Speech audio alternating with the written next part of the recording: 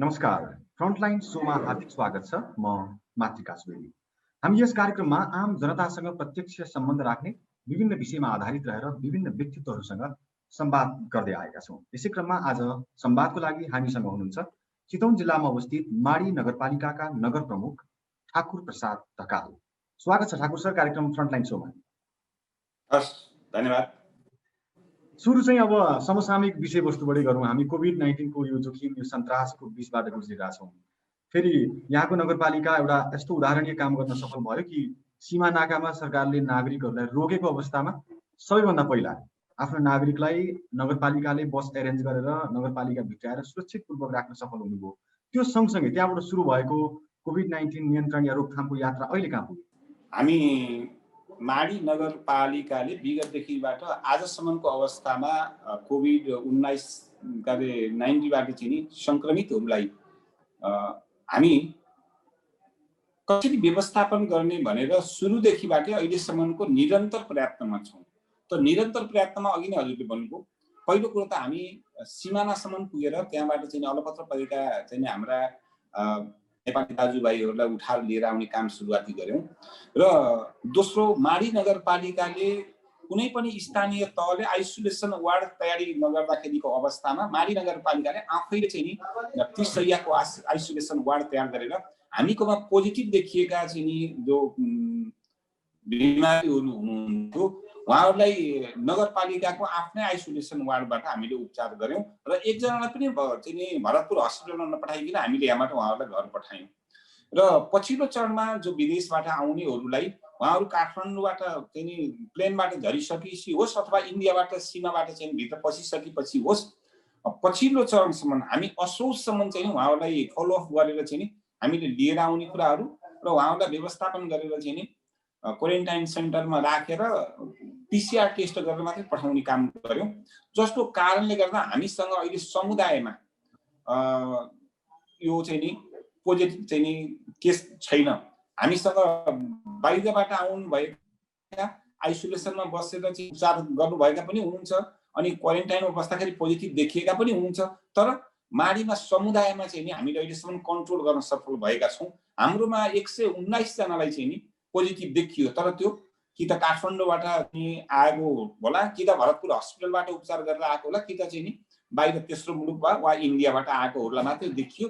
र अहिले पनि हामी बाहिरबाट आउनेहरूको लागि नगरपालिकाको हाम्रो स्वास्थ्य शाखामा चाहिँ नि सम्बन्धित चाहिँ व्यक्तिले चाहिँ उहाँ म आइपुगेँ भनेर अनिवार्य रूपबाट चाहिँ जानकारी गराउनुहुन्छ।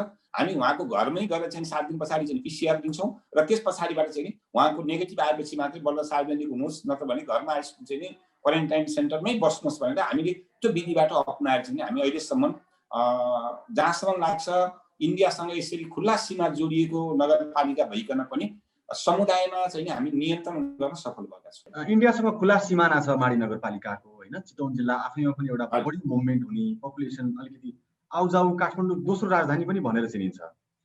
अब अहिले खुला सिमाना छ, सीमामा त कानुनी हिसाबले त अहिलेसम्म चाहिँ रोकिएकै अवस्था छ लगभग, हैन? अहिले खुला सिमानाको दुरुपयोग गर्ने, आउजाउ गर्ने क्रम छ कि छैन त्यहाँ? होइन, अहिले पनि चाहिँ नि आउजाउ गर्ने क्रम एकदम नै बढी छ। तर त्यसलाई हामी बाहिरतिर जानको लागि, इन्डियातिर जानको लागि कति गयो भनेर हामी डाटा गर्दैनौँ। अहिले इन्डियाबाट आउँदाखेरिको हाम्रो जुन नाकाबाट प्रवेश गर्ने ठाउँ छ त्यहाँ अहिलेसम्म पनि हाम्रो चाहिँ नि स्वास्थ्य चाहिँ नि हेल्थ डेस्क चाहिँ हामी राखेका छौँ र उहाँहरूको चेक गरेपछि मात्रै अनि उहाँहरूको रिपोर्ट राखेपछि मात्रै उहाँ काम गर्न आउने जिल्लाधिकारीहरू रहेछ भने पनि कसले काम गर्नको लागि लिएर आएको सम्बन्धित मान्छेलाई बोलाएर लिएर जान लगाउँछौँ। होइन, उहाँ चाहिँ इष्टमित्रकोमा आउनु भएको रहेछ भने कसकोमा आउनुभएको त्यसको डाटा राखेर उसको घरमा पठाउने हिसाब किताबले चाहिँ प्रयत्न चाहिँ हामी गरिराखेका छौँ। तथापि चाहिँ यहाँबाट इन्डियातिर जानेहरूको लागि भने अब हामी उहाँहरूले जानको लागि रोकेका छैनौँ, जानुहोस् भनेर खुल्ला रूपबाटै जानु भएको छ। भनेपछि माडी नगरपालिकाका नगरवासीहरूले चाहिँ एउटा अभिभावकको रूपमा स्थानीय सरकार ठाकुर ढकालको नेतृत्वमा भएको स्थानीय सरकारलाई पाउन सकेका छन्। त्यो त अब चाहिँ उहाँहरूले नै स्वीकार गरेर भोट दिएर जिताइसकेपछि त पाउनुभयो भन्ने गर्यो मैले। अब कोभिड-19 को असर त सबै क्षेत्रमा पर्यो, हैन? अब विकास निर्माणको कामहरू जुन नेपालको प्रचलनै थियो, चैतपछि अलि बढी विकास हुने, अलि बढी काम हुने, त्यो काम देखाउने बेला त्यो थियो। तर त्यही बेलामा लकडाउन भइदियो। यहाँको नगरपालिकामा चाहिँ त्यो बेलामा काम कारबाही कतिको डिस्टर्ब भयो यो कोभिड-19 पछिको लकडाउनले र कसरी व्यवस्थापन गर्नुभयो? हामी चैतको 11 गतेदेखिबाट वैशाख महिनासम्म हामी विकास निर्माणका कामहरूलाई करिब करिब ठप्प नै राख्यौँ। अब त्यतिखेर चाहिँ नि पुरै टोटल्ली चाहिँ नि लकडाउनकै स्थितिले हामी काम गर्न दिएनौँ र जब जेठ लगाइसकेपछि हामी हरेक विकास निर्माणका कामहरूलाई अगाडि बढाउन सुरुवात गऱ्यौँ। जो राष्ट्रिय स्तरका योजनाहरू थिए त्यो योजनाहरूमा चाहिँ नि निर्माणकर्ता अथवा चाहिँ नि त्यो व्यवसायी निर्माण व्यवसायीलाई उहाँहरूले चाहिँ आवश्यक पर्ने जनशक्ति लिएर आउनको लागि हामी इजाजत दियौँ त्यो सिडिओ चाहिँ कार्यालयको कोअर्डिनेसनबाट र उहाँहरूले चाहिँ नि त्यही आफ्नै अब जहाँ काम गर्ने हो त्यही ठाउँमा चाहिँ नि क्वारेन्टाइन सेन्टर राखेर उहाँहरूलाई चाहिँ नि हामी त्यसको दैनिक रूपबाट चाहिँ नि टेस्ट हामीले गर्ने गरेर कामलाई चाहिँ निरन्तर रूपबाट अगाडि बढाउन चाहिँ नि सुरुवात गऱ्यौँ। जेठबाट हाम्रो काम चाहिँ नि सुरुवात भयो र अहिलेसम्म पनि निरन्तर रूपबाट हाम्रो काम चाहिँ नि अगाडि बढिरहेको छ। अब अलिकति तपाईँको कार्यकाल बाँकी कार्यकाल र विशेष गरी यो आर्थिक वर्षमा केन्द्रित भएर कुराकानी गरौँ। यो आर्थिक वर्ष 2077-78 केन्द्रित तपाईँको मुख्य योजना मुख्य फोकस केमा छ नगरपालिकाभित्र? अहिले हामी दुई तीनवटा विषय छ। पहिलो कुरो हामी जो गरिबीबाट जनताहरू चाहिँ एउटा खालको समस्यामा छन् त्यो गरिबीबाट समस्यामा भएका जनताहरू स्वास्थ्यको कारणले गर्दा धेरै मान्छेहरू उपचार गर्न नसकेर मृत्यु हुने अवस्थामा छ। त्यो जनताहरूलाई सहज रूपबाट हस्पिटलसम्म पहुँच पुर्याउने हिसाब किताबले माडी नगरपालिकाले अहिले हामी विपन्न समुदायहरूको परिचय पत्र तयार गर्दैछौँ।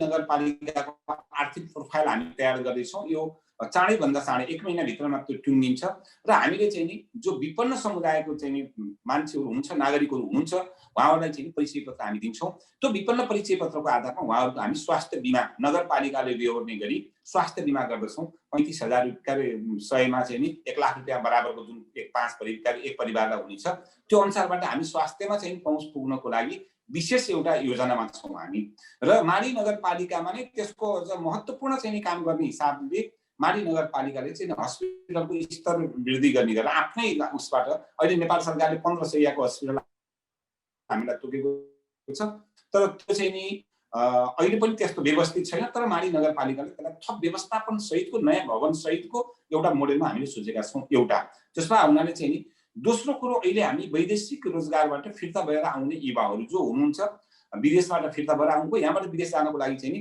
उहाँहरूले तयारी गरेको पासपोर्ट जो छ त्यसको आधारमा अहिलेको यो अवस्थामा चाहिँ नि उहाँहरूलाई विदेशमा जाने कुरालाई रोक्ने र विदेशबाट आउनेहरूलाई पनि चाहिँ नि यहाँ व्यवस्थापन गर्ने गरेर युवा स्वरोजगार कार्यक्रम अन्तर्गत अहिले हामीले चाहिँ नि 0% ब्याजमा चाहिँ नि नगरपालिकाले उहाँहरूलाई ऋण उपलब्ध गराउने गरेर हामीले एउटा बनाएका छौँ। जसमध्ये सामूहिक रूपबाट उत्पादनमा सुरुवात गर्ने हिसाबले जानुभयो भने उहाँहरूलाई 5 करोडसम्मको हामी चाहिँ नि फ्याक्ट्रीहरू खोल्नको लागि 0% ब्याजमा उपलब्ध गराउने र सानो कार्यक्रम गर्ने डिपोजिट राख्नको लागि ब्याङ्क धितो राख्नको लागि नभएको अवस्थामा छ भने उहाँहरूको चाहिँ नि शैक्षिक प्रमाणपत्र र उहाँ विदेश जानको लागि तयार गर्नुभएको रहेछ पासपोर्ट भने पासपोर्ट धितो राखेर हामी उहाँहरूलाई चाहिँ नि सानो व्यक्तिगत किसिमले गर्नुपर्ने कुराहरूमा बढीमा 10 लाख रुपियाँसम्मको चाहिँ नि उहाँहरूको परियोजना हेरिकन हामीले लगानी गरेर उहाँहरूलाई चाहिँ व्यावसायिक बनाउने किसिमले त्यो आधारमा छ र यहाँ मूल रूपबाट माडी नगरपालिका एउटा मुख्य रूपबाट यहाँको जनताको आय स्रोत भनेको कृषि हो। त्यसकारणले गर्दा कृषिलाई प्रवर्धन गर्ने किसिमले जो किसानहरू माछा पालनको लागि पोखरी खन्न तयार हुनुहुन्छ उहाँहरूलाई चाहिँ पोखरी खन्ने अनुदान, बाख्रा पालनको लागि अनुदान, त्यस पछाडिबाट चाहिँ तरकारी खेतीहरूको लागि अनुदान, यो किसिमले हामीले पोकेट कार्यक्रम सहितको अनुदानका कार्यक्रम गरेर कृषिमा आधारित हुने युवाहरूलाई चाहिँ व्यवसायिक र आधुनिकीकरण र चाहिँ नि त्यसको व्यवसायीकरण गर्ने किसिमले चाहिँ हामी नयाँ ढङ्गले सोचेर चाहिँ अगाडि बढेका छौँ। र त्यसको साथसाथै माडी नगरपालिकाले सतहको विकासको हिसाब किताबले कुराकानी गर्नुपर्दा यो वर्ष माडी नगरपालिकामा हामी 40 किलोमिटर बाटो आन्तरिक चाहिँ नि हाम्रो आफ्नो स्रोतबाट चाहिँ नि 40 किलोमिटर बाटो पिच गर्ने लक्ष्य राखेका छौँ।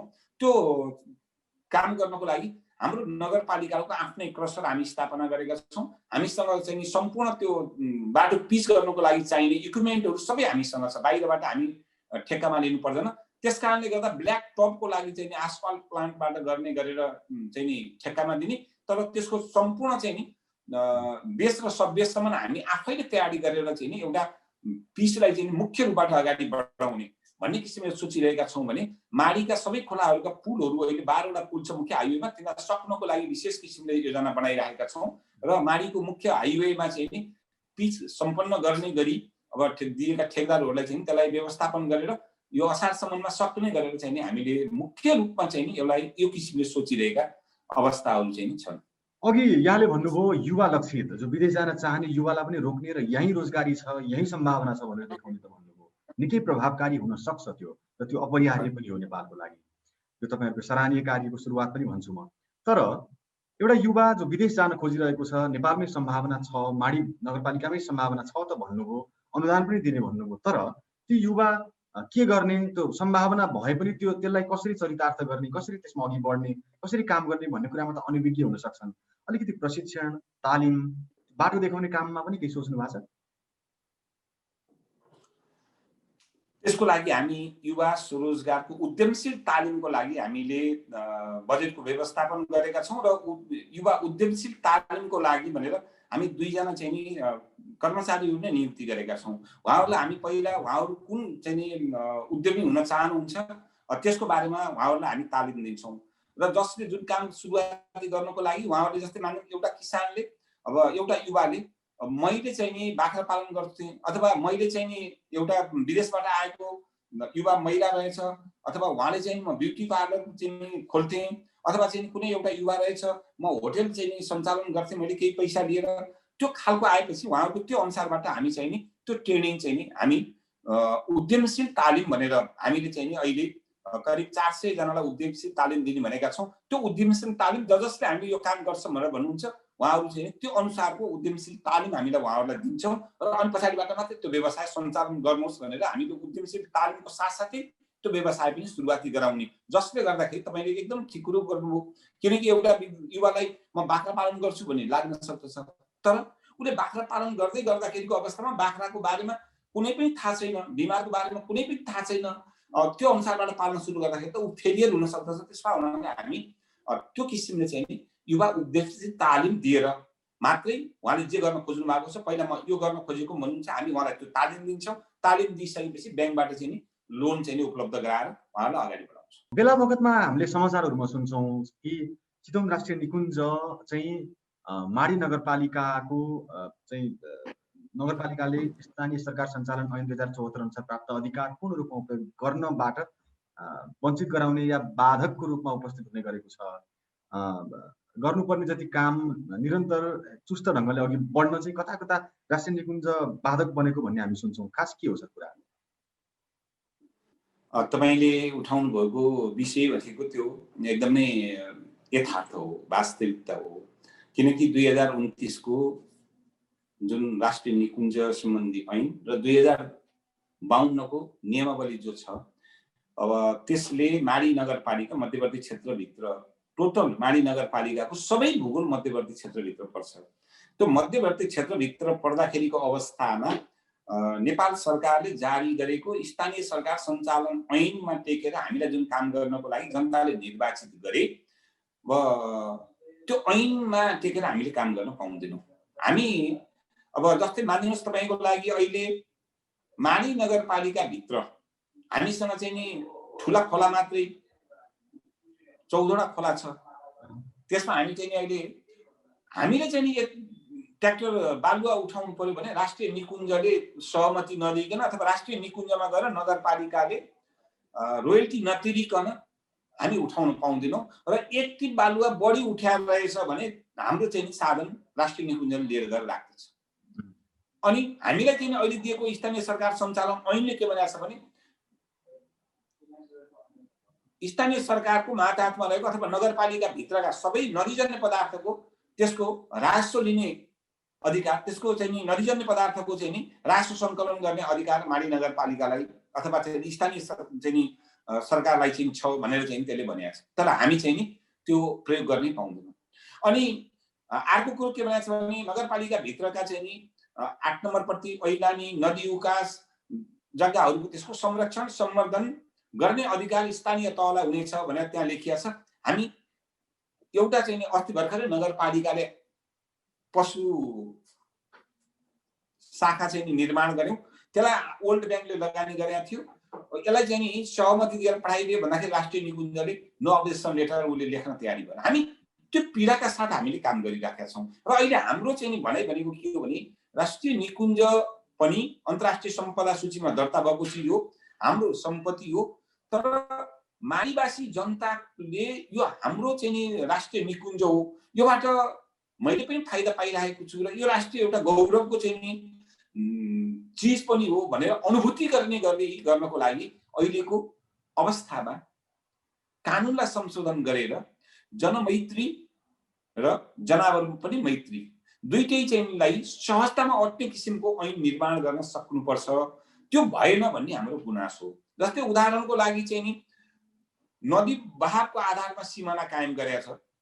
अब अहिले नदीले कटान गर्दै आयो, उसले मालको तिरिराखेको छ, त्यो जग्गालाई म तटबन्धन गर्छु भनेदेखि राष्ट्रिय निकुञ्जले त्यहाँ तटबन्धन गर्न पाउँदैनस् भनेर रोकिदिन्छ। उसको खोलामा खेत चाहिँ बगाएर चाहिँ बगर बनिसक्यो, अनि खोलो यता आइसकेपछि खोलोभन्दा पारिपट्टिको चाहिँ राष्ट्रिय निकुञ्ज बन्यो, उसले मालको तिर्नुपर्छ। तर राष्ट्रिय निकुञ्जले चाहिँ त्यहाँभित्र गएर एक डोको घाँस काट्न दिँदैन। यस्ता कुराहरूलाई चाहिँ नि ऐनमा कम्तीमा वैज्ञानिक सीमा कायम गर्ने र 2026 को नापीको आधारमा सीमा कायम गर्ने भनेर लेखियो भनेदेखि त राष्ट्रिय निकुञ्जसँगको चाहिँ नि टसल त बढ्ने थिएन। त्यो कुरामा चाहिँ नि अहिले हामीलाई चाहिँ परेको समस्या त्यो हो। र अर्को कुरो के छ भन्नु होला भने राष्ट्रिय निकुञ्जसँगको कोअर्डिनेसनमा काम गर्ने कुरामा हामी चाहिँ नि सहजताका साथ स्वीकार गरिरहेका छौँ। तर अहिले पछिल्लो चरणमा जति विकास हुँदै आइरहेको छ त्यसको आधारमा कुराकानी गर्नुहुन्छ भने राष्ट्रिय निकुञ्ज विगत हामी निर्वाचित भएर आउनुभन्दा अगाडि यहाँ चाहिँ नि बनिरहेका घरहरू, उदाहरणको लागि बाँदर झुलामा चाहिँ नि राष्ट्रिय निकुञ्जको मध्यवर्ती क्षेत्र 53 सालमा घोषणा भयो। 53 सालभन्दा अगाडि नै 48 सालमा त्यहाँका जनता बसे। राष्ट्रिय निकुञ्जलाई अतिक्रमण गरेर बसेका भनेर राष्ट्रिय निकुञ्जले भन्छ। जेठो चाहिँ नि त्यहाँको जनता छ, 2048 सालमा बसेका छ। राष्ट्रिय निकुञ्जको मध्यवर्ती क्षेत्र 2053 सालमा घोषणा भएको छ, तर अतिक्रमण गरेर बसे भनेर अहिले चाहिँ नि त्यहाँ हामीले स्वास्थ्य चाहिँ एउटा गर्नको लागि बर्थिङ सेन्टर निर्माण गर्नको लागि बजेट छुट्याएका छौँ। त्यहाँ अहिले पाउनुहुन्न भनेर राष्ट्रिय निकुञ्जले रोक्छ। अनि त्यहाँ जानुभन्दा अगाडिबाट राष्ट्रिय निकुञ्ज हुनुभन्दा अगाडिबाट बाँदर झुलाका जनताले त्यहाँ खेती लगाउन सुरुवात गरे, ट्र्याक्टरले जोते। तर अहिले अतिक्रमित गरेको भने ट्र्याक्टरमा जोत्न पाउँदैन भनेर अहिले रोकिराखेको छ। त त्यो राष्ट्रिय निकुञ्जले त्यहाँ राख्न उपयुक्त थिएन भनेदेखि त नेपाल सरकार र राष्ट्रिय निकुञ्जले कसरी हो त्यसलाई व्यवस्थापन गरेर त्यहाँबाट सुकुम्बासी हटाउनु पर्यो नि त, अन्य ठाउँमा लिएर गएर राख्नु पर्यो त। तर बाँदर झुलामै बस, घरबाट बाहिर ननिस्क। अहिले घर भत्किराखेको छ, उसको पालीको खामो भत्क्यो, पालीको खामो गाड्न लाएर आर्मी पुग्यो भनेदेखि यो गाड्न पाउँदैनस् भनेर रोकिने खालको भएको छ। त्यसमा उहाँले कम्तीमा यसको बारेमा चाहिँ नि त एउटा नयाँ किसिमले कसरी हो त त्यसको अर्को व्यवस्था नभएसम्म त त्यो मान्छेहरू त्यहाँ बस्नु पाउनु पर्यो। यस्ता चिजहरू चाहिँ नि ले गर्दा यहाँको चाहिँ नि हरेक विकास निर्माण कुराहरूमा चाहिँ नि हामी समस्या हुन्छ। अस्ति साउनको 3 गते राष्ट्रिय निकुञ्जले 3टा घर चलाउने काम भयो। अनि हामी त्यतिखेर भन्यौँ 1 महिनाभित्रमा घर बनाउँछौँ भनेर। तर त्यो जनता अहिले पनि पाल टाँगेर बसेको छ। माडी नगरपालिकाले बजेटको व्यवस्थापन गरेर घर बनाइदिने भनेर भनेको छ। त्यतिखेर भन्दाखेरि के भन्यो भन्दाखेरि उनीहरू कुसुम खोलाबाट तल चाहिँ आएर बसेका, तल पनि जग्गा माथि पनि जग्गा भएको भनेर चाहिँ नि राष्ट्रिय निकुञ्जले चाहिँ नि त्यो आफ्नो चाहिँ प्रतिवेदनमा पेश गरेर पठाएको छ। तल पनि जग्गा छ उसको भनेर। तल उसको जग्गा भए त उसको त्यो जग्गामा किन राष्ट्रिय निकुञ्ज घर बनाउन दिँदैन? तल ल्याएर घर बनाउन पनि दिँदैन, माथि गएर घर बनाउन पनि दिँदैन। त्यो जनता अहिले पनि पालभित्र छ। साउन भदौ असोज कार्तिक मुक्सी 5 महिना भइसक्यो, जनता पालभित्र छ। सर यो विभिन्न खालका समस्या लिएर तपाईँ सम्बन्धित निकायहरू जस्तो प्रशासन कार्यालय होला, सम्बन्धित मन्त्रालय होला, हैन, संघीय सरकार मातहत त्यहाँसम्म तपाईँ पुग्नुभयो सायद। उहाँहरूको जवाफ, यसको निराकरणको लागि उहाँहरूले गर्नुभएको प्रयास केही छ? अब मैले त धेरै पटक यहाँको चाहिँ नि माडीका जनसमुदायसँग बसेर, यहाँका राजनीतिक दलहरूसँग बसेर हामीले चाहिँ नि यसको बारेमा अगाडि बढ्ने भन्ने खालको कुराकानी भइसकेपछि प्रधानमन्त्रीज्यूसँग समेत हामी धेरै पटक पुगेका छौँ र उहाँहरूले यो समस्या हामी हल गर्छौँ भनेर आश्वासन दिएर पठाउनु भएको चाहिँ छ। तर अहिलेसम्म त्यसको निराकरण भएको छ। त्यसमा उहाँले अब जस्तै हामी वन मन्त्रीज्यूसँग पनि भेट भयौँ। अहिले पनि हामी निरन्तर रूपबाट चाहिँ नि राष्ट्रिय निकुञ्जको यहाँको चाहिँ नि वार्डनसँग पनि र राष्ट्रिय निकुञ्ज विभागको डिजीसँग पनि उहाँहरूसँग पनि निरन्तर कोअर्डिनेसनमा छौँ। यो घरहरू बनाउने कुरोमा माथि करिब 160 घर चाहिँ नि बसोबास गरेका चेपाङबाट तल चाहिँ नि उहाँहरू सिफ्ट गराएर बस्नु भएको छ हैन। त्यहाँ करिब राष्ट्रिय निकुञ्ज भित्रको मध्यवर्ती क्षेत्रभित्रको वन क्षेत्रको करिब 400 बिघा जग्गा र त्यहाँका हजारौं सालका रुख बचाएर माडी नगरपालिकाले उहाँहरूलाई तलाएर बस्नुहोस् भनेर भनेका छौँ हामीले। अहिले खोलाको किनारमा बसिराख्नु भएको छ। त्यहाँ घर बनाउन दिनको लागि तपाईँहरूले के हुन्छ? माथि उहाँले बसिराख्दाखेरिको अवस्थामा त 4000 बिघाका 400 बिघा भन्दा बढी जग्गा उहाँहरूले आक्रमण गर्नुभएको थियो। करिब चाहिँ नि उहाँहरूले जति त्यहाँ गरिराख्नु भएको छ त्यहाँ रुखहरू क्षति हुने कुरो त वर्षै पछि चाहिँ नि 100 सालका रुखहरू सुकिराखेका थिए। त्यो उहाँहरूले यसलाई अहिले घर बनाउन दिनको लागि रोक्नु भएन। हामी सुरुवात गर्छौँ भनेर हामी बारम्बार भनेका छौँ। यसको हामी सहजताका साथ एउटा निकासमा पुग्न सकिन्छ भन्ने खालको कुरो विभागबाट पनि आएको छ। अनि राष्ट्रिय निकुञ्ज प्रशासनबाट त्यहाँको वार्डन हुनुहुन्छ उहाँसँग कुरो गर्दाखेरि पनि आएको छ। वन मन्त्रीज्यूसँग कुरो गर्दाखेरि पनि यो निकास हुन्छ, तपाईँहरूको घर त्यहाँ बनाउन सुरुवात गर्ने भनेर भन्नुभएको छ। 5 महिना बित्यो, अहिलेसम्म उज्यालो भएको छ। सर, यी विभिन्न बाधा अडचन व्यवधान यी समस्याका बीच पनि यहाँको कार्यकाल उत्तरार्धमा जाँदैछ। अब 1.5 वर्ष जति मात्रै बाँकी छ हैन। अब म यो बीचमा यो लामो समय पछि गठन भएको स्थानीय सरकार, त्यसको माडी नगरपालिकाको नेतृत्व यहाँले सम्हाल्नुभयो। त्यसपछि आजसम्म भएका या अघि बढेका मुख्य ठूला आयोजनाहरूको बारेमा कुरा गर्छु म। सुरुमा कृषिबाट सुरु गरौँ न। कृषिमा यहाँलाई सम्झिन लायक एकदम स्मरणीय यो चाहिँ मैले गरेँ, मेरो कार्यकालमा सम्भव भयो भन्ने कृषि क्षेत्रमा भएका एउटा दुईटा कामहरू बताइदिनुहोस् न। कृषिमा चाहिँ नि अहिले माडी नगरपालिकाले माछाको जोन घोषणा गर्ने गरेर माडी नगरपालिकाभित्र अहिले 600 बिघा जग्गामा चाहिँ किसानहरूले पोखरी खन्नु भएको छ। र यो वर्ष हामी 2 करोड रुपियाँ चाहिँ माछा पोखरी खन्नको लागि भनेर हामी विनियोजित गरेका छौँ। एउटा। दोस्रो, माडी नगरपालिका हामी निर्वाचित भएर आउँदाखेरि दैनिक 2000 लिटर दुध यहाँबाट जाँदैनथ्यो। अहिले यहाँको जनताले दुग्ध व्यवसायिक हिसाब किताबले पशुपालनमा अगाडि बढेर करिब दैनिक यहाँबाट 10,000 लिटर दुध चाहिँ नि डिडिसीले लैजान्छ। त्यसमा उहाँले ठुला चाहिँ नि 150 वटा गाई पालेका फर्महरू सहितको चाहिँ नि यहाँ चाहिँ कृषिमा विकास भएको छ। र अहिले कुखुरा पालन व्यवसायिक हिसाब किताबले ठुला हेचरीहरू सहित यहाँ चाहिँ नि छन्, जसले गर्दाखेरि दैनिक यहाँबाट चाहिँ नि उत्पादन भएका अण्डाहरू गाडीका गाडी चाहिँ भरतपुर जान्छन्। जो हामी निर्वाचित भएर आउँदाखेरि माडीमा अण्डा खानु पर्यो भने भरतपुरतिरबाट आएका अण्डाहरू रहेनछ भने हामी पाउँदैनथ्यौँ। अहिले माडीबाट त्यो निर्यात हुन्छ। त्यसमा हुनाले त्यसको साथसाथै हामी निर्वाचित भएर आउँदाखेरिको अवस्थामा यहाँको चाहिँ नि कृषिमा त्यसलाई आधुनिकीकरण र चाहिँ नि व्यवसायीकरणको हिसाब किताबले काम गर्ने किसिमका कुराहरू थिएनन्। अहिले विदेशबाट फर्केर आएका युवाहरूबाट अब यहाँ चाहिँ अर्ग्यानिक खेतीको उत्पादनको सुरुवात भएको छ। त्यसकारणले गर्दाखेरि चाहे तरकारी खेतीको उत्पादनको कुरो होस् वा माछा पालन वा गाई पालनको कुरो होस् या चाहिँ नि कुखुरा पालनको कुरा होस्, यसमा चाहिँ उल्लेख्य रूपबाट चाहिँ नि हामीले व्यवसायिक हिसाब किताबले यहाँका युवाहरू काममा सुरुवाती गर्नुभएको छ। कृषिमा कुराकानी गर्नुपर्दा अब पूर्वाधार सडक पनि एउटा विकासको सबैभन्दा ठुलो संवाहक, जनताले सबैभन्दा बढी चाहेको र हरेक विकास निर्माणसँग जोडिने चाहिँ सडक पूर्वाधार हो। सडकको क्षेत्रमा उल्लेखनीय ठुला आयोजना के सम्पन्न भयो या के अघि बढे? अब माडी नगरपालिका भित्र पस्दाखेरि हामी निर्वाचित हुँदाखेरिको अवस्थामा रिउ खोलाको पुल तरेर हामी माडी भित्र पस्दथ्यौँ र हामी बगैसम्म पुग्दाखेरि कुनै खोलामा पनि पुल नतरिकन पस्दथ्यौँ, त्यहाँ निस्कन्थ्यौँ भने अहिले माडी नगरपालिकाभित्र ठुला चाहिँ खोलाहरूमा सबै एउटा ठाउँमा पनि खोलामा नटेकिकन चाहिँ हामी बगैसम्म पुग्ने गरेर 12 वटा ठुला खोला नदीहरूमा चाहिँ पुल निर्माण भएका छन् र त्यसको कतिपयको चाहिँ नि सकिसकेको छ, कतिको 80% काम सकिसकेको छ र चाहिँ नि कति चाहिँ अब 1-2 महिना भित्रमा सकिने गरेर चाहिँ काम भइराखेको छ।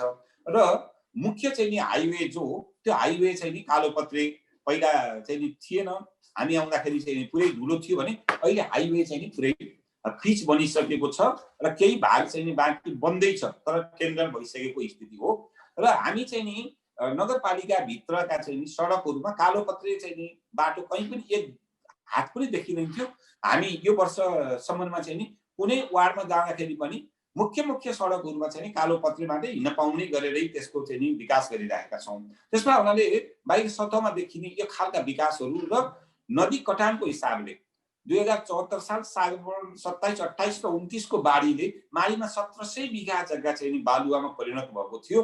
अहिले प्रत्येक खोलाहरूमा यो वर्ष नेपालमा सबैभन्दा बढी बाढी जाने वर्ष यो वर्ष चाहिँ नि माडी नगरपालिकाको एक ठाउँमा एक कट्ठा जग्गा पनि र एकजना मान्छेको पनि एउटा घरलाई पनि खोलाले कहीँ क्षति नपुर्याइकन हामी त्यो चाहिँ नि नियन्त्रण चाहिँ गर्न सक्यौँ। सबै खोलाहरूमा चाहिँ हामी अब त्यो किसिमले चाहिँ यो 3 वर्षमा चाहिँ त्यति धेरै चाहिँ गरे। त्यस कारणले गर्दाखेरि अहिले बाढीले हामीलाई त्यति ठुलो क्षति पुर्याएन र यो वर्ष पनि हाम्रो धेरै नै बजेट फेरि बाढी नियन्त्रणकै लागि छुट्याएका छौँ। त्यसमा हुनाले अब अर्को चिजतिर हामी चाहिँ नि चाहे हस्पिटलको स्तर उन्नतिको कुरा होस् वा विद्यालय हो मर्जिङ गरेर हिजो चाहिँ नि बोर्डिङ स्कुलका गाडीहरूमा जुन विद्यार्थीहरू चढेर हिँडेको यहाँका विद्यार्थीहरू देख्थे भने अहिले हाम्रो विद्यालयका माडी नगरपालिकाका विद्यालयहरूमा माध्यमिक विद्यालयहरूमा चाहिँ नि आज मात्रै हामी बसेर निर्णय गरिसकेपछि अब माविहरू मध्येको एउटा माविमा बाहेक अरू सबै माविहरूलाई चाहिँ हामी यातायातको लागि बसको व्यवस्थापन गरेर विद्यालय मर्जिङ सहितको शैक्षिक गुणस्तर सुधारको एउटा अभियानमा हामी अगाडि छौँ। हामी निर्वाचित भएर आउँदाखेरि माडी नगरपालिकाका 27% जनताले मात्रै बत्ती बाल्दथे। हामी यो फागुनमा चाहिँ उज्यालो माडी घोषणा गर्दैछौँ। हामीले चाहिँ नि सबै वार्डमा यतिखेर अब चाहिँ 900 पोल गाडिँदैछन्। अब बाँकी रहेको त्यो काम फागुनसम्म सकिसकेपछि उज्यालो माडी घोषणा गर्नेवाला छौँ। हामी निर्वाचित भएर आउँदा माडीमा खानेपानी चाहिँ नि सतहको खानेपानी बाहेक डिप बोरिङ गरेर चाहिँ नि शुद्ध पिउने पानीको एक ठाउँमा हाम्रो चाहिँ नि 6 नम्बर 7 नम्बर वार्डमा कल्याणकारी कीर्तनपुर बजारमा एउटा टङ्की निर्माण हुँदै थियो। अन्य त कहीँ थिएन भने अहिले माडीमा चाहिँ नि कुनै पनि घर आगामी फागुनसम्ममा चाहिँ नि यो फागुन होइन अर्को फागुनसम्ममा चाहिँ नि एक घर एक धाराको अवधारणा अनुसारबाट चाहिँ नि खाने पानीको चाहिँ व्यवस्थापन गर्ने गरेर हामी यो वर्ष पनि 2टा थप बोरिङहरू चाहिँ नि गाडिँदैछन्। चाहिँ नि एउटा 4.5 करोडको प्लान छ, अर्को चाहिँ नि 4 करोडको प्लान। यसरी चाहिँ नि हामी खाने पानीमा पनि सबै जनताको घर अगाडि शुद्ध पिउने पानी व्यवस्थापन गर्न सक्ने गरी व्यवस्था गरेका छौँ। हामी लगभग अन्त्यमा छौँ सर। हामी नगरपालिकाका धेरै कुराहरू सुन्यौँ, धेरै चाहिँ सन्तोषजनक यहाँका काम कारबाहीहरू बारे पनि हामी अवगत भयौँ। यहाँको अर्को जिम्मेवारी चाहिँ सत्तारूढ दल नेकपाको बागमती प्रदेशको सचिवालय सदस्य हुनुहुन्छ भने तत्कालीन नेकपा माओवादीको चाहिँ तपाईँ पोलिट ब्युरो सदस्यसम्म बन्नुभएको थियो। अहिले अब केन्द्रीय राजनीतिमा देखिएको यो टकराव यो विवादलाई यहाँले कसरी हेर्नु भएको छ र त्यसले तपाईहरूलाई स्थानीय स्तरमा जनताको काम जनताको सेवा गर्नमा चाहिँ कतिको प्रभावित तुल्याएको छ? छोटोमा बताइदिनुहोस्। मैले बुझेको भनेको एउटा कम्युनिस्ट पार्टी भनेको जमेको पोखरी होइन, एउटा बगेको खरे खोला हो। त्यो खरे खोला बग्दाखेरि चाहिँ आवाज आउन सक्दछ अनि त्यो आवाजले नै करेन्ट निकाल्छ। त्यस कारणले गर्दाखेरि हाम्रो नेताहरूको बीचमा चाहिँ अन्तर्विरोध देखिनु अस्वाभाविक होइन, किनकि त्यहाँभित्र विचार छ, त्यहाँभित्र सिद्धान्त छ अनि त्यस पछाडिबाट समग्र एउटा चाहिँ हामीले परिकल्पना गरेको चाहिँ समाजवाद उन्मुख नेपालको चाहिँ विकास गर्नु छ। त्यस कारणले गर्दाखेरि कहीँ कतै नपुगेका कुराहरूको बारेमा चाहिँ 2टा अध्यक्षहरूले कुराकानी गर्दै गर्दाखेरिको अवस्थामा उहाँहरू गलत हिसाब किताबले जानु भएको छ भनेर चाहिँ म भन्दिनँ। त्यहाँनिर कुनै विषयमा थोरै आफ्नो हिसाब किताबले कता के कसरी व्याख्या भएका होलान् त्यो एउटा कुरो हो। त्यस कारणले गर्दा म के कुरोमा विश्वस्त छु भने यति ठुलो जिम्मेवारी पूर्ण तरिकाले चाहिँ नि हाम्रो अध्यक्ष केपी शर्मा ओली चाहिँ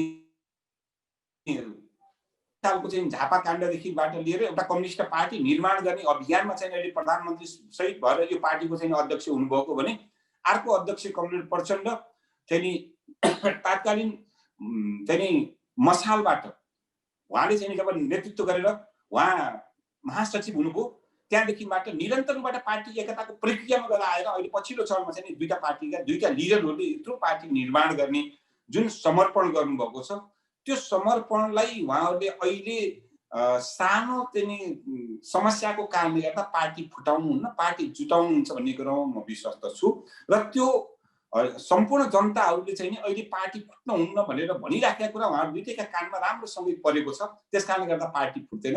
अनि त्यस पछाडिबाट माथि अलिअलि चाहिँ नि अन्तर्विरोध सिर्जना हुँदा तल विकास निर्माणमा कुनै पनि समस्या पर्ने खालको कुरो हुँदैन। यहाँको चाहिँ नि हामीले निर्वाचित गरेर पठाएको यो निर्वाचन क्षेत्रको चाहिँ नि माननीय सांसद भनेको पूर्व प्रधानमन्त्री, यो पार्टीको चाहिँ नि नेपालको चाहिँ नि एउटा सत्तासीन पार्टीको चाहिँ अध्यक्ष उहाँ हुनुहुन्छ। उहाँको तर्फबाट चाहिँ नि माडी नगरपालिकामा विकासको लागि गरिनुपर्ने पहल प्रयत्नहरू, जस्तै अहिले मैले भनि नै हालेँ, चाहिँ नि यी ठुल्ठुला राष्ट्रिय स्तरका योजनाहरू प्रचण्डले नजिकेको भए अरू कुनैले चाहिँ नि यहाँ पार्थे भन्ने कुरोमा मैले पत्याउँदैन। कसैले गर्दा एउटा पार्टको होला, त्यो रूपबाट चाहिँ नि हामीले पाइरहेका छौँ। र अहिले त म पछिल्लो चरणमा आइसकेपछि हामी माडीवासीहरू अझ बढी आशावादी छौँ, किनकि कम्युनिस्ट पार्टी एउटा जमेको पोखरी होइन, खहरे हो र खहरेबाट नै करेन्ट उत्पादन हुन्छ। तर एउटा यस्तो विश्लेषण हुन थाल्यो कि करेन्ट उत्पादन भयो, त्यो करेन्ट उज्यालो छर्न या ऊर्जा उत्पादन गर्ने करेन्ट होइन कि जनतालाई झट्का दिने करेन्ट मात्रै भयो, यसले झस्कायो मात्रै भन्ने एउटा विश्लेषण हुन्छ। पीडादायी करेन्ट हो होइन, यो करेन्ट चाहिँ उज्यालै दिनको लागि करेन्ट, किनकि हामीले चाहिँ नि एकछिन दुईटा अध्यक्षहरूको चाहिँ नि एउटा विषयमा अन्तर्विरोध भयो भनेर त्यहीबाट निष्कर्ष निकाल्ने कि यो पार्टीले लिएर आएका एजेन्डालाई जनताले मन पराएर चाहिँ नि भोटिङ गरे र अहिले नेपाल कम्युनिस्ट पार्टीको सरकार बन्यो।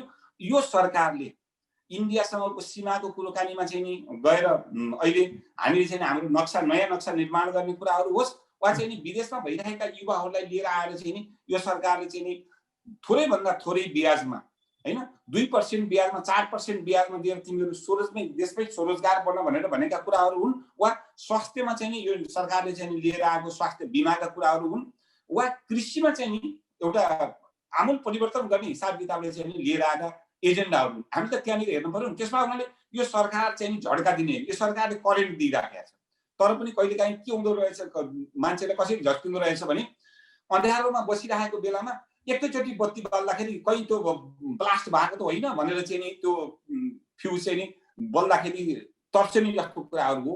तर कहिलेकाहीँ मात्रै बत्ती बल्यो, सधैँ निरन्तर बत्ती बलेर जनता अँध्यारोमा झलक झलक उज्यालो आउँछ, के हो निरन्तरको उज्यालो हो कि होइन भन्ने एउटा भ्रम पनि होइन, निरन्तरको उज्यालै हो, तर त्यही बत्ती बेलुका चाहिँ नि बालेर चाहिँ नि निभाएर सुत्या हुन्छ।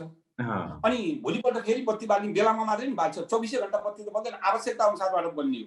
त्यस कारणले गर्दाखेरि कहिलेकाहीँ मानिस एउटा खालको चाहिँ हुन सक्दछ कोठाभित्र पस्दा अँध्यारो रहेछ, झट्ट बत्ती बाल्दा कहीँ करेन्ट त लागेन भनेर झस्कने खालको कुरा एउटा कुरो होला। तर उज्यालो निरन्तरता यो पार्टीले र यो नेताहरूले जनताको बारेमा सोच्नु भएको छ र पार्टीभित्रको अन्तर्विरोध हुन सक्छ। दुईटा नेताहरूले चाहिँ यसलाई गम्भीरताका साथ सोचिराख्नु भएको छ। यहाँको विचारमा एउटा जिम्मेवार नेताको हैसियतले यहाँको विचारमा नेकपा फुट्दैन र नेपाली जनताको समृद्धिको वाहक नेकपा नै हुन सक्छ। निष्कर्ष चाहिँ नि समृद्धिको वाहक नेकपा नै हो र यो पार्टी फुट्दैन भन्ने कुरामा म एकदम नै पूर्ण विश्वस्त छु।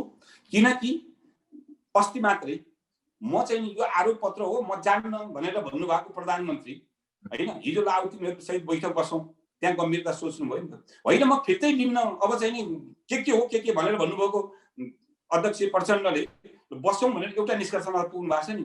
त्यहाँ छलफल गर्दाखेरि हुन सक्ला अलिअलि चाहिँ नि केपी शर्मा ओली हाम्रा सम्माननीय प्रधानमन्त्रीज्यूले पनि उहाँले भनेका कुरामा केही कुराहरू छुट्लान्, अनि यता चाहिँ प्रचण्ड कमरेडले भन्नुभएको कुराहरू पनि केही छुट्लान्। तर निष्कर्षमा चाहिँ उहाँहरू दुईटा फेरि हात मिलाएर चाहिँ निस्कनुहुन्छ। तल हामी कोही बाजा छौँ भने हामी बाजा गर्छौँ, उहाँहरू दुईटा चाहिँ ल हामी पार्टी चाहिँ एक बनाएर हिँडेका छौँ, तिमीहरू पनि हिँड भन्ने आउनुहुन्छ। यो कुरामा ढुक्क छु। हस् मेयर साहब, तपाईँको महत्त्वपूर्ण समय र संवादको लागि धेरै धन्यवाद। हस्, यहाँलाई पनि धन्यवाद, किनकि हामीले नगरपालिकाले अहिलेसम्म गरेका जो कामहरू छन् त्यसलाई जनताको अगाडि राख्ने एउटा अवसर दिनुभयो। यहाँलाई पनि धन्यवाद। हस् हस्, नमस्ते।